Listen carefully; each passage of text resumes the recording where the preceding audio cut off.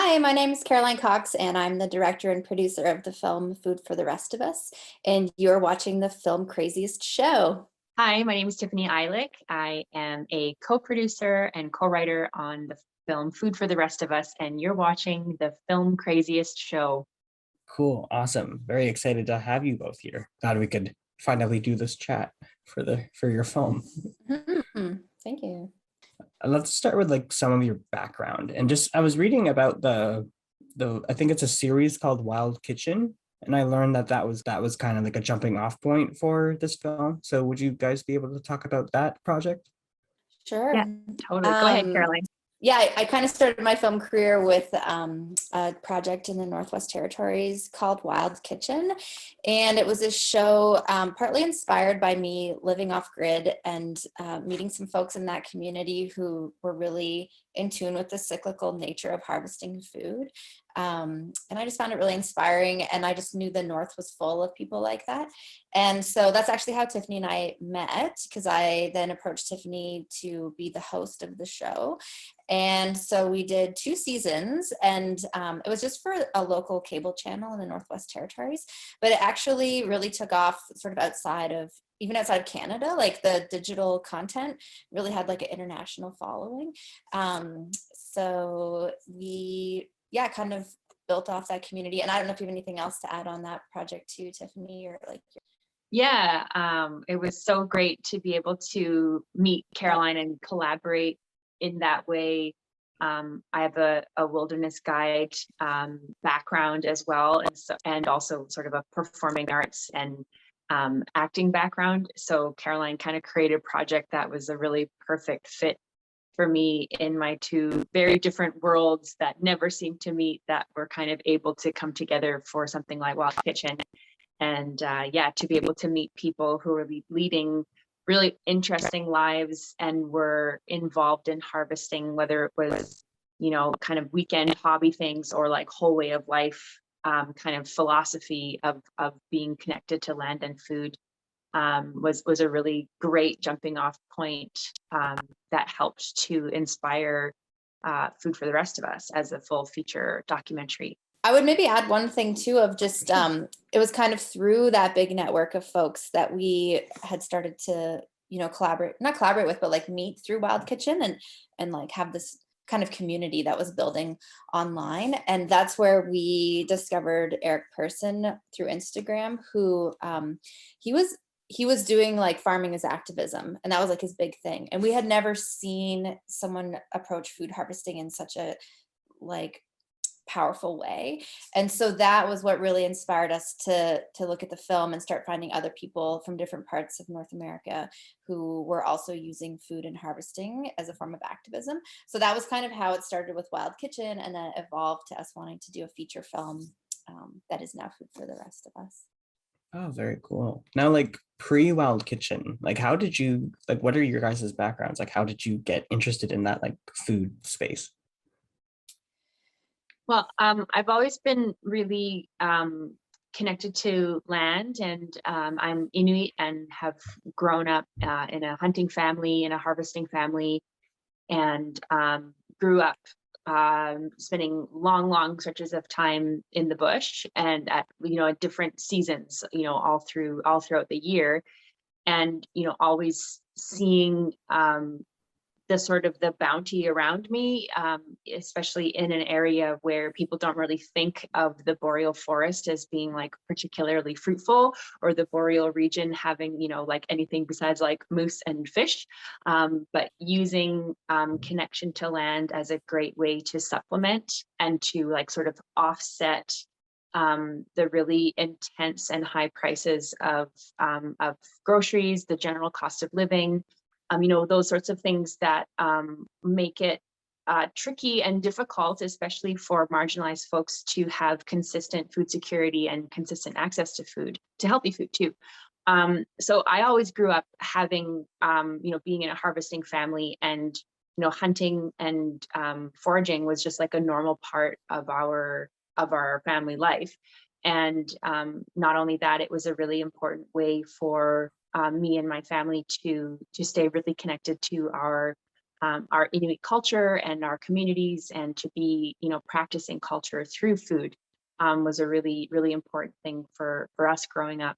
So that's, that was sort of my heart and belly connection to food movements before I even realized that was a food movement, or that I could be part of, a larger conversation about food security and food sovereignty, until, going south and being like, oh, this is a larger issue that, a lot of people and sort of at the global community are also talking about, and is really connected to a lot of different things, which Caroline really highlights super well in the film, in terms of the issues that are being combated through food. So that was sort of one of my roads in. Okay, interesting. What about you, Caroline? Ooh. Uh, Oh, sorry, you're good. You're just somehow muted, even though you unmuted, but I think okay, we're good now. must have been slow catching up. Maybe.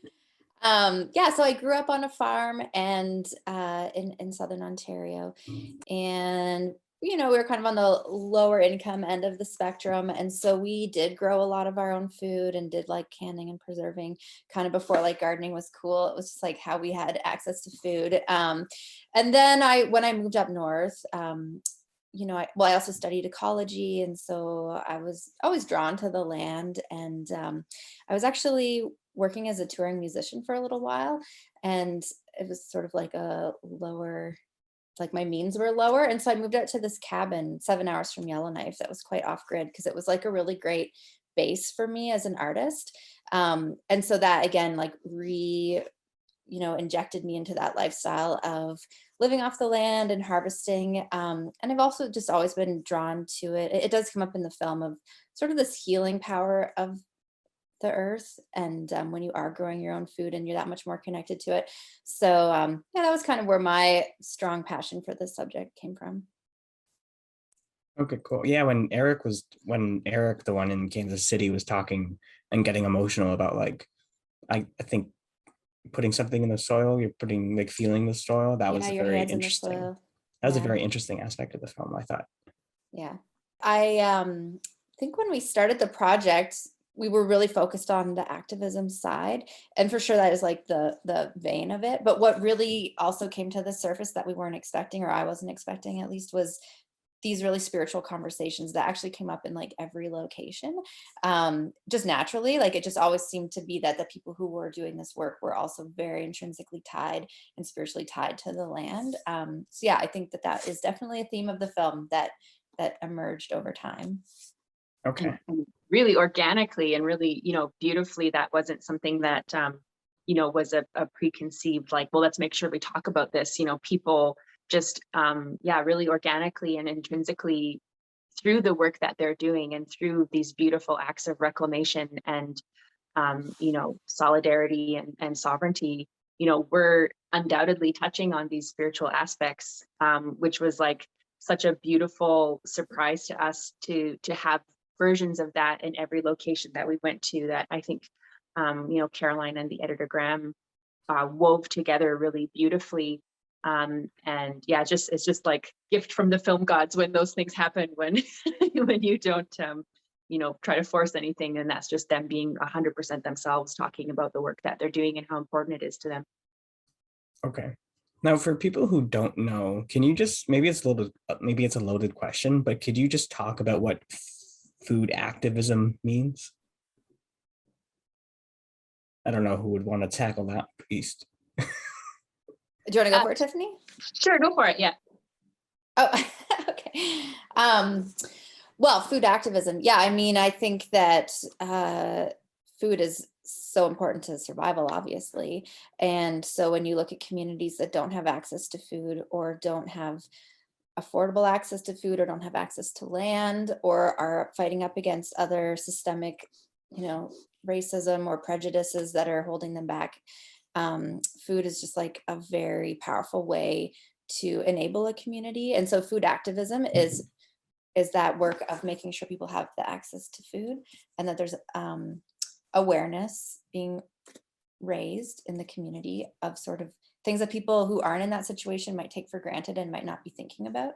And I really think too, what we found with the film is that food activism looks different everywhere. Like there isn't kind of one blanket answer of like, what is food activism? Because it really is dependent on situations of the local community, and then also like ecosystems, population sizes and diversity, and also like the colonial history in each community. So yeah, that was another thing that we really found, is like there's just a network of people everywhere who might not even know about each other, but that in every community there are ways that you can be using food as a form of activism. Okay. Tiffany, anything to add on to that, or think she covered Nailed it. I think that's a perfect way to sum it up. Okay. Now, I'm pretty sure I was reading a CBC article where I think Robert Redford's Redford Center gave you guys $20,000 grant for this film, because I think his center is about activism and such. So can you talk about getting that grant for the film? Yeah, the Redford Center, we were part of a cohort, and I think we were were we the only Canadians, Caroline, or were we one of two Canadian? Yeah. So we were the only Canadian project in this kind of cohort of that season of people who received funding from the center. And one of the mandates of that center is of that fund is to support films that are definitely connected to deep themes of environmentalism, and being able to draw these parallels in our film to the food has to come from somewhere, and that being the land, and how can we be as responsible to not only the land and the climate and the environment, but also to the communities who are also handling this food as well. And so to be able to keep making the really human connections as it relates to the environment, I think was a really interesting and strong part about our film. And yeah, so we were able to access funding through this, very like awesome and prestigious, we were definitely in really, really good company, and it was a total honor to be picked as, one of the films in this program. And we received like lots of mentorship and encouragement to go through and be included in that program. And it really has helped us with an incredible amount of support to the outreach that we want to be doing with the film, to be, working with impact producers, with people specifically to help us get our film into to get the right bums in the right seats and the right eyes on the film, to make a lot of impact in the ways that we want to with the film.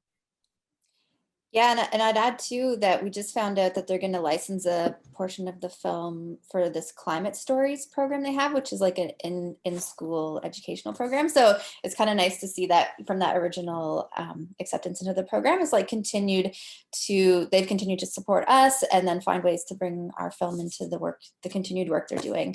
So yeah, it's definitely been an honor. And also we probably would never have gotten on that if it wasn't for this thing called Good Pitch, Run Through Story Money Impact in Vancouver, which is kind of a newer organization, but I just want to give them a shout out because they're doing really great work, and they have like a new cohort this year of documentary filmmakers from across Canada who have films that can create impact. So yeah, it's just been a great experience overall being part of that community. Neat. I like that name because it just feels like something you'd say after a good pitch. Totally. Probably where they got it from. Cool. That's awesome. And you mentioned that it's going to be in school. So are they going to be screening the whole feature or just like parts of it? Well, no, they've just licensed a small piece, about 3 minutes, but then they'll direct teachers or whoever. It's an American-based program, so it'll be happening in the United States. And we do have now educational distribution through Collective Eye, which is an American educational distribution company. So hopefully, I mean, it's all just starting, but hopefully it will all help each other. Okay, interesting. Now, I'm just gonna look at my questions for this one because I wrote down a quote, but as we're talking about the youth, when youth cultivate the land cultivates them, which I thought was a very cool idea in the film, and just passing down the food just to the next generation. So, and that's a theme that I found in all locations. So can you just talk about that aspect of your film? So that's part, for people who haven't seen the film, that's part of what one of the people at Maui Organic Farm, Kamuela, is talking about, sort of the ethos and the philosophy of what that farm is there to do on the west coast of Waianae.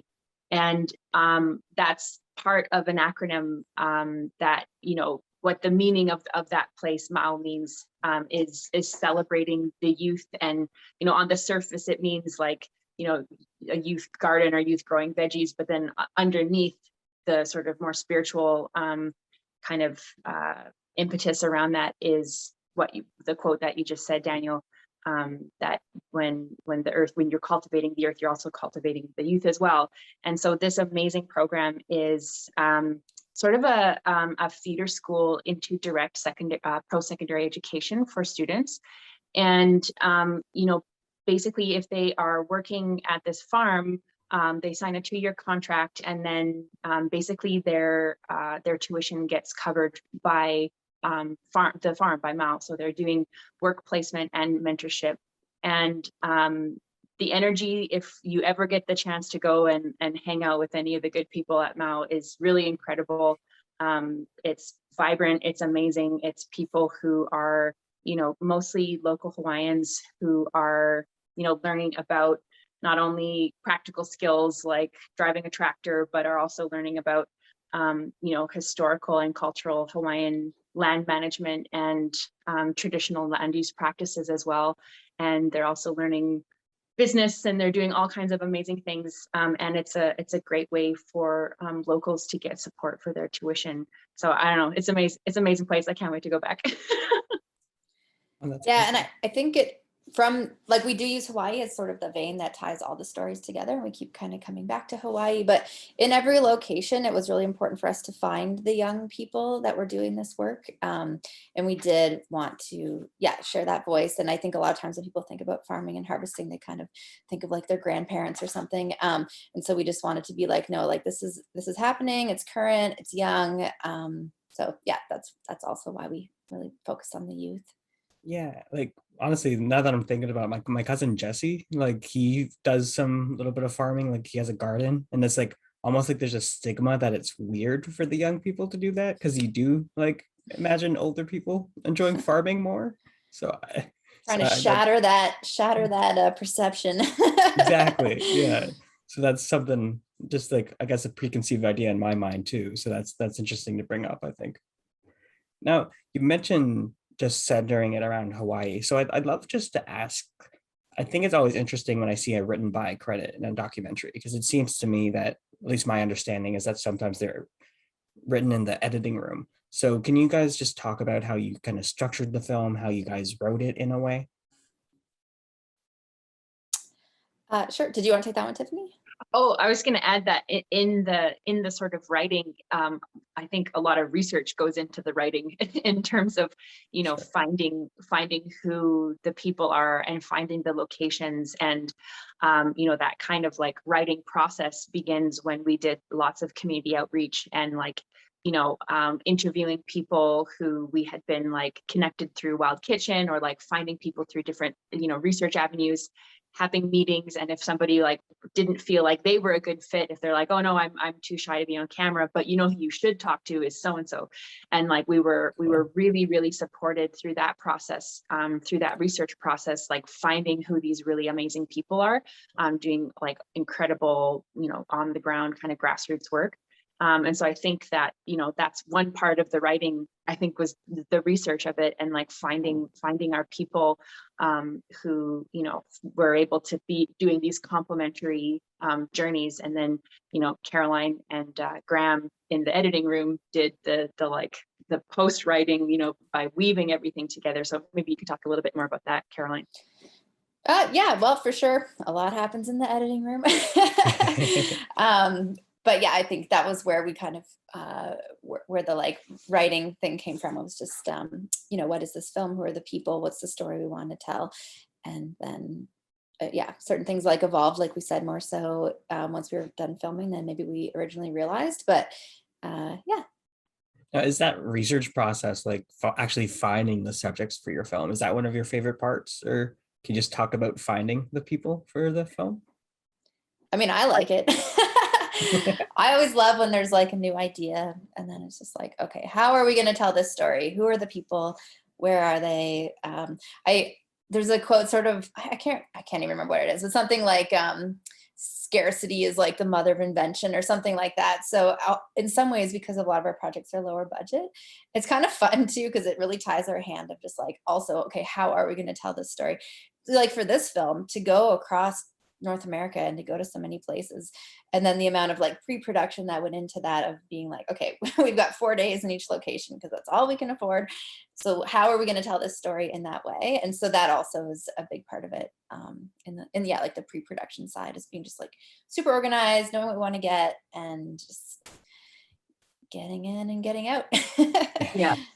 Total economy of like filming process, and like nothing extraneous, nothing fluffy, nothing extra. We were able to just like really get down into the core, like the meat of it all, and because that's all we had time for.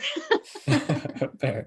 So for 4 days in each location, did you go from Like like more or one less, yeah. location to the next, or time between We them? did just 2 blocks, like the Canadian block and then the American block. And then we actually did shoot in the fall of 2019.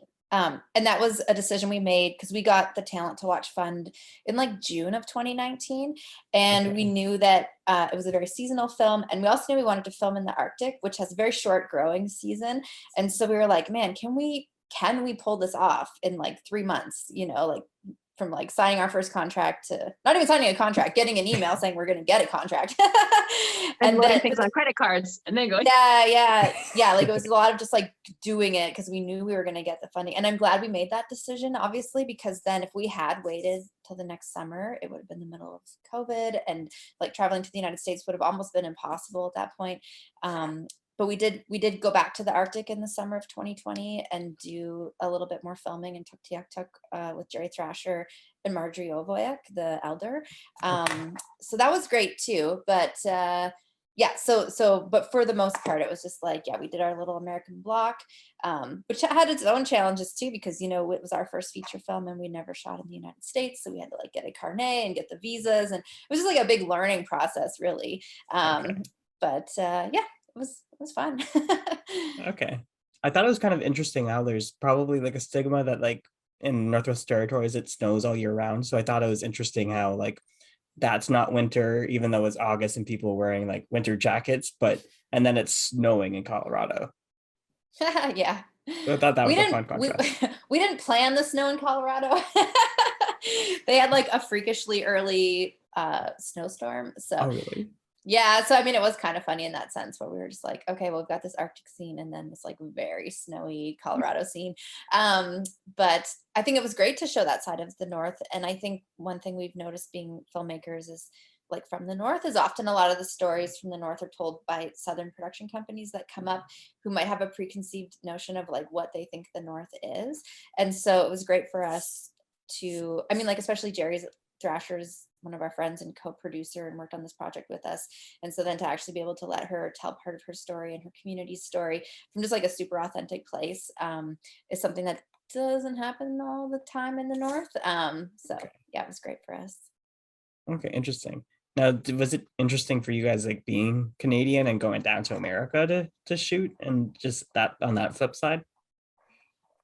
For sure. And I think that there was, definitely when we kind of rolled up into some areas to do some filming, and, especially when we were in Hawaii, and there's like lots and lots of debate going on right now about the putting a really large dump, pretty much smack dab in the middle of an area that should be pristine farmland. We were doing some filming of the dump, and in a public place, and then someone came up to us and was like, "What are you guys doing?" And we were like, "We're filmmakers from Canada and this is what we're doing." And we had our little like spiel that we would say all the time of like what they were doing, and they're like, "Good, go ahead, keep filming, like you gotta, people need to know about what's happening over here." And so we were like, oh my god. So there was, everybody that we talked to, I think, as soon as we kind of said what the project was about, that there was pretty much for the most part instant kind of like people being on board with what we were doing, and especially in the scenes where we were at like the farmers market, where people were very happy to share about like low income support programs and like how important, food, the health of the food that they're having access to, and these kind of programs that are meant to support people to have better access to food. People were really, really gracious about wanting to be like uplifting that message. So we were really, really blessed in that sense of, support from public, support from the people who were involved in the film. Yeah. Okay, cool. Now, yeah, you said it in Hawaii, Kansas City, Colorado, Northwest Territory. So it's a very like North American story, but it's also very global, I think. So what was it like for you guys, like being able to tell a story like that? That's kind of almost globe trotting or continent trotting. Yeah. I mean, I think I'm glad people believed in us in the early phases. When we, like I said to Telefilm, we want to do this like big, even though we have this small budget. Like, and then I mean, when it comes to Telefilm and stuff like that, it's just like, does it meet the guidelines? Yes or no? Like but no one was ever just like, no, keep it more low, like keep it more regional. So I do really appreciate that people kind of trusted us as filmmakers, like with our first feature film, to tell the story that we wanted to tell. And then, yeah, just also grateful for the folks that we met along the way who didn't have anything to do with us, didn't know us, like weren't even from the same country as us, and were just really open to us telling their story. So yeah, I thought was very grateful to have that experience. Okay. Now, I think I understood it that the most of the crew is from Northwest Territories. Most of it, yeah. Our cinematographer, Kirash Sadi, who is very talented and is Toronto-based, but I actually met him working on a film that was being shot in the Northwest Territories. So he's got a little bit of northern cred. but yeah, no, like a lot of the film was crew, like our sound mixers, Travis Mercurdy, and then Tiffany and Jerry Thrasher, myself. And then we had some folks working on post-production with us and some of our assistants as well. Riel Stevenson did all of our graphics. Yeah, it was pretty northern. Pretty travel-sized crew to be able to get to all these places in a hurry. Small crew. Small crew. How big was the crew? Like eight people? Well, the actual film crew was usually just the three of us, which would be Kirash, myself, and Travis. And then Tiffany and Jerry were at the NWT and Hawaii locations. So yeah, like 3 to 5. Oh, cool. Okay, nice. Now, also, I wanted to ask about one scene here. You spoke about the cinematography. I'm just looking at this because it's the overhead shots of the Tuk Toyak Tuk highway. I thought were great. Can you talk about the day filming that? Sure. I mean, that's kind of actually the two of us because I'm the drone pilot for the project and I fly a drone. And so it's something I love doing. And so we were just driving back, and that scene is really great because the foliage is changing. So it's starting to turn red, but it was also very foggy out. So there's this like kind of eerie, feel. And then I don't know if Tiffany wants to talk about the sound for that scene. Yeah. I wish I could have been there in person for that shot, but I was there sonically through music.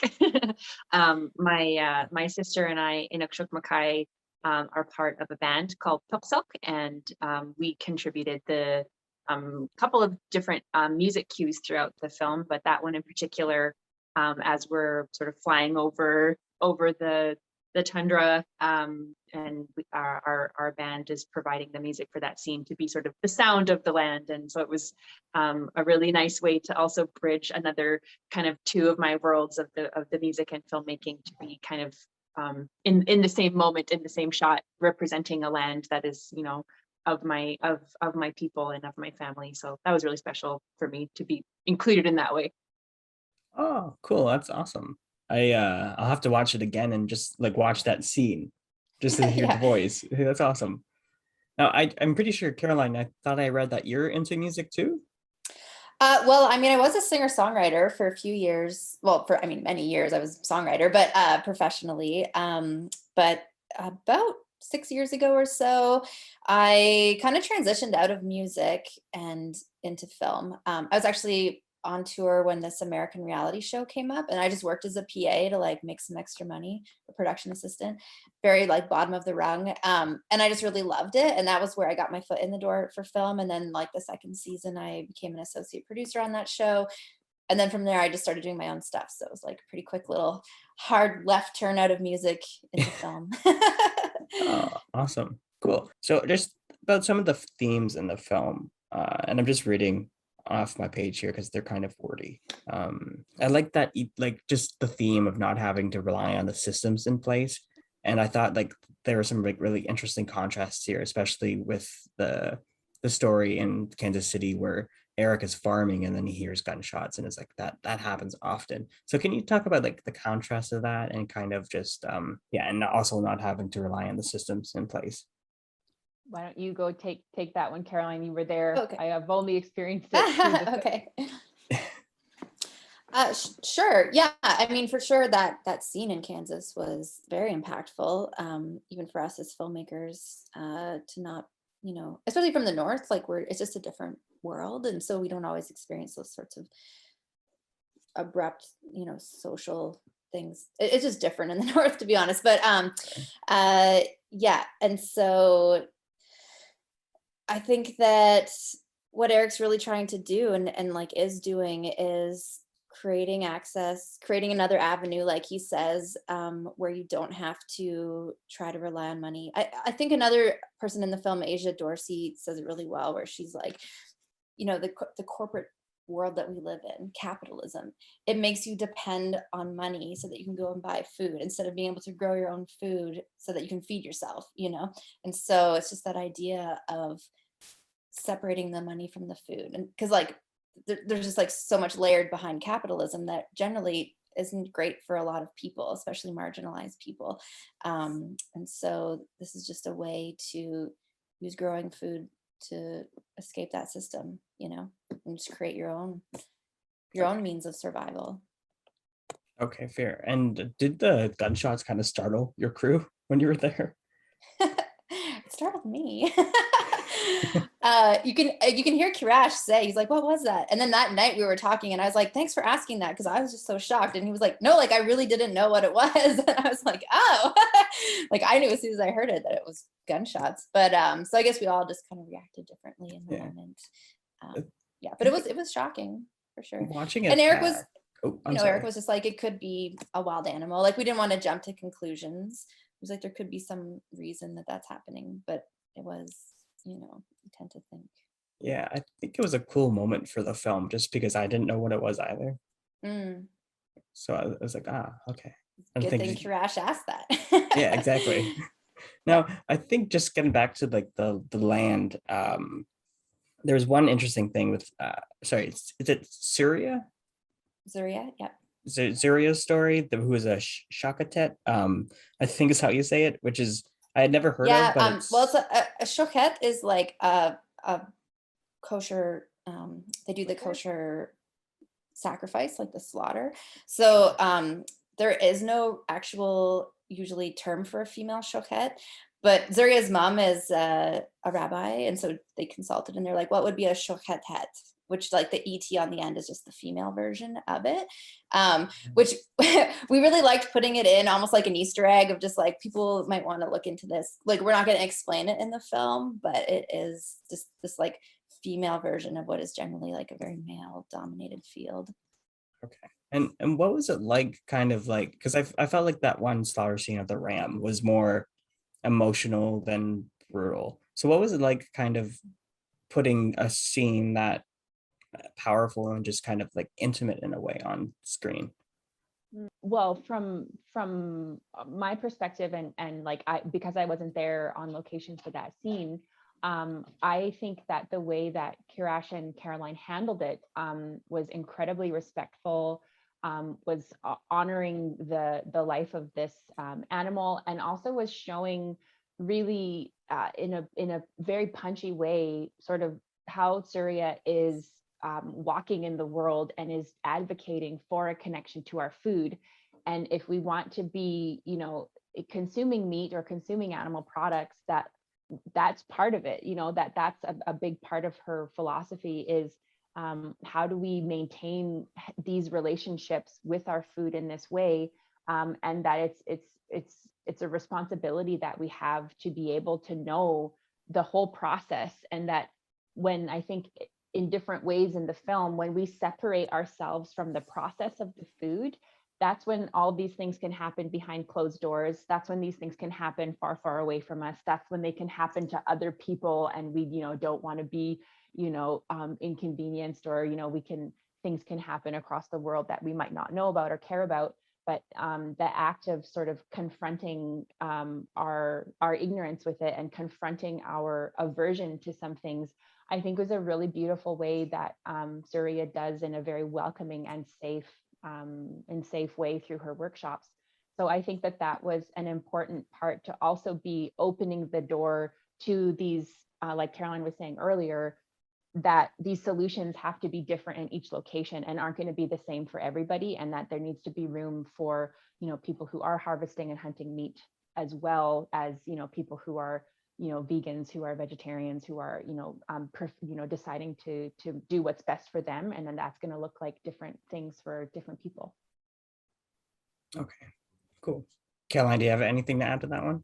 Well, I would just maybe add too of the like emotional nature of that scene. And I think it's important to, show that, like Surya says, she doesn't take death lightly. Every time she performs that act, like it weighs on her, it takes a lot out of her. And then also for the people in the workshop, like checking in, like what drew them to this and why is it important? And then like, how can they manage their reaction or their response? And also when the Queer Nature workshop happened, like we didn't show as much of it in the film, but just always that like checking in with people, and then really like a deep understanding of like where your food comes from, and then having respect. It is emotional. Okay. Now, you don't have to answer this question, but did Telefilm have a problem with the slaughter scene? Not yet. They haven't said anything. Okay. I mean, okay. it comes up, not from Telefilm, but a few times it has come up, but generally in like more of a positive way, of people like acknowledging that they, there's like almost a taboo about that kind of subject of like harvesting meat, and just to be like, it's great to actually see that connection and like understand the reverie of the moment. So, for the most part, actually people have been very moved by it. Okay, awesome. For people interested in farming, like, is there any tools you would recommend they get? Like anything you would recommend for them to get started and like do something like this? Start local. Yeah. Yeah, see who is in your own backyard, and see who is already doing that work, because they're the leaders. They're the ones who are trying to create space, and they're doing this work already. And I guarantee in almost every community there's going to be people doing this kind of work, and communities that are already doing this work. So finding ways that you can tap into the sort of local momentum of what's already happening, because they're going to be your greatest resources, that will be the most informative and knowledgeable about where you are geographically, to just even know what's the best things, what's the, what makes the most sense to be growing and harvesting in your area. And that's my number one suggestion. Yeah, and to just try, I think sometimes people feel intimidated, but just try. There's lots of tutorials online. We have some tutorials on our website. There's lots of local groups in different communities that also post tutorials. And then just find other people in your community. And you can have like a little garden buddy, help encourage each other. Farmers market buddy. Yeah. Okay, cool. Now, do you guys want to plug your website, or when people can find the film? If you go to foodfortherestofus.org, you'll be able to get more information about the screenings that we're hosting, any awards we might be winning. You can sign up for our email list, and you can please follow us on all of our social media channels, because that's where we'll be posting good news, and where we'll also be posting screening opportunities. And it's a way for us to also be highlighting and resharing and uplifting other people in the community that might be your neighbor. Yeah, very cool. Very cool. So I will let you guys go. So Caroline, Tiffany, thank you both for coming on the Film Crazy Show, chatting with me about Food for the Rest of Us. I really appreciate your time. It was great. Thanks for having us.